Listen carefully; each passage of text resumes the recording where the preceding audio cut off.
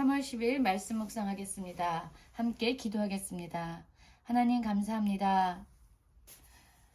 하나님을 경외하는 자, 하나님을 사랑하는 자들이 절망과 낙심의 상황을 만날 때에 오히려 하나님을 의지하며 간구하게 하시고 주님의 구원의 은혜를 경험하게 하여 주시옵소서.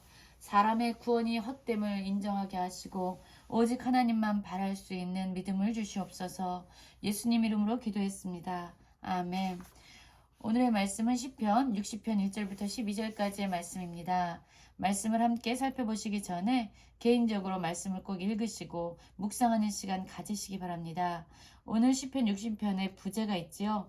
다윗이 교훈하기 위하여 지은 믹담, 인도자를 따라 수산 에돛에 맞춘 노래, 다윗이 아람 나하라임과 아람 소바와 싸우는 중에 요압이 돌아와 에돔을 소금 골짜기에서 쳐서 12,000명을 죽인 때에 라는 부제가 달려 있습니다. 오늘의 이 말씀의 배경은 사무엘하 8장과 역대상 18장에 나와 있습니다. 소금 골짜기에서 다윗과 이스라엘 백성이 적군과 싸울 때에 처음에는 패배를 경험하게 됩니다. 그래서 이 다윗은 하나님의 도우심을 간절히 간구하게 되죠. 그리고 후에 요압이 와서 함께 합류하면서 대적들을 치고 승리를 거두는 그 이야기가 오늘 시편 60편의 배경이 됩니다. 60편 1절입니다. 하나님이여 주께서 우리를 머리 흩으셨고 분노하셨사오나 지금은 우리를 회복시키소서. 주께서 땅을 진동시키사 갈라지게 하셨사오니 그 틈을 기우소서. 땅이 흔들림이니이다. 주께서 주의 백성에게 어려움을 보이시고 비틀거리게 하는 포도주를 우리에게 마시게 하셨나이다 라는 말씀으로 시작하고 있습니다. 그렇습니다. 지금 이스라엘 백성과 또한 다윗은요, 전쟁 가운데서 패배를 경험하게 됩니다. 그러자 지금 다윗은 하나님께 버림받은 전쟁에서 패배가 마치 하나님께서 그들을 버리셨기 때문이다. 하나님께서 그들을 향해서 분노하셨기 때문이다 라고 생각하면서 하나님께 지금 탄식하며 기도하고 있습니다. 하나님이여 주께서 우리를 버리셨고 분노하셨고 주께서 땅을 진동시키사 갈라지게 하셨고 주께서 주의 백성에게 어려움을 보이셨습니다. 주께서 포도주를 우리에게 마시게 하셨나이다. 그래서 이 전쟁에서의 지금 처참한 패배의 원인이 바로 주님에게 있습니다. 라고 탄식하면서 하나님을 부르고 있지요. 그렇습니다. 우리의 삶에 모든 것이 하나님의 주권 가운데서 이루어집니다. 그러나 여러분, 우리가 이 상황에서 꼭 기억하셔야 되는 것은 하나님께서 우리를 버리시고 우리를 미워하시고 우리를 멸망시키기 위해서 우리의 상황을 어렵게 하거나 우리의 삶에서 낙심과 절망을 가져다 주시는 것은 아니라는 거지요. 하나님은 항상 자신의 언약, 자신의 백성을 지키시고 보호하실 뿐만 아니라 그들을 향해서 주셨던 하나님의 그 신실한 언약을 반드시 성취하시는 신실하신 분이고 가장 좋은 것을 주시는 선하신 하나님이신 것을 우리는 항상 기억해야만 합니다.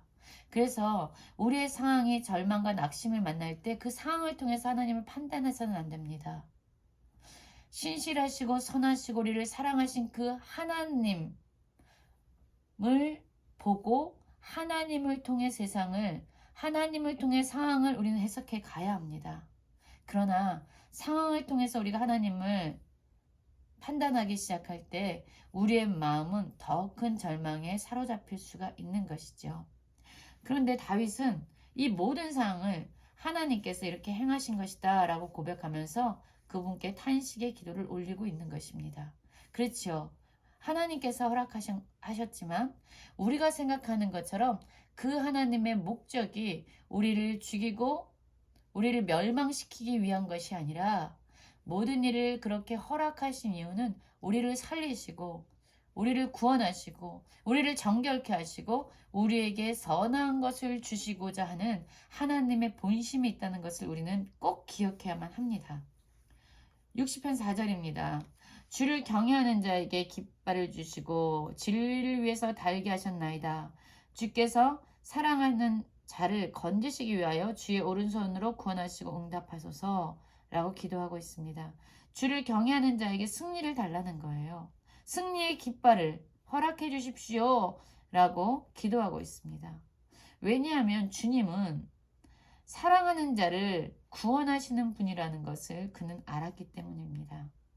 주를 경외하는 자, 주께서 사랑하시는 자를 주님은 책임지시고 그들에게 마침내 승리를 주시는 분이신 거죠. 그리고 나서 이 다윗은 바로 그들에게 하셨던 하나님의 어떤 분이신가를 다시 기억합니다. 하나님의 언약을 기억하는 거지요. 6절입니다. 하나님이 그의 거룩하심으로 말씀하시되 라고 기도하면서 하나님의 말씀을 기억한 거예요.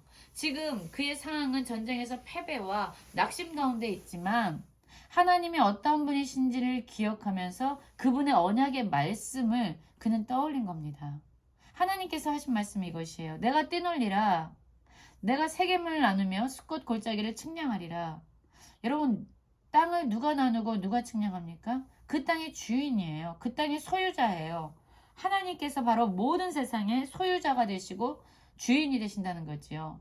길르앗이 내 것이요 므낫셋도 내 것이며 에브라임은 내 머리의 투구요 유다는 나의 규이며 라고 말씀합니다. 이스라엘 백성이 바로 하나님의 것이라는 거죠. 하나님의 영광이라는 거죠. 하나님의 소유라는 거죠. 하나님의 다스림의 표현이라는 거죠. 하나님은 철저하게 자신의 백성들을 향해서 사랑의 마음을 가지고 계시는 분입니다. 그러나 그와 반대로 모압은 나의 목욕통이라 에돔은 나의 신발을 던지리라 블레셋아 나로 말미암아 외치라 하셨도다 라고 말하고 있죠.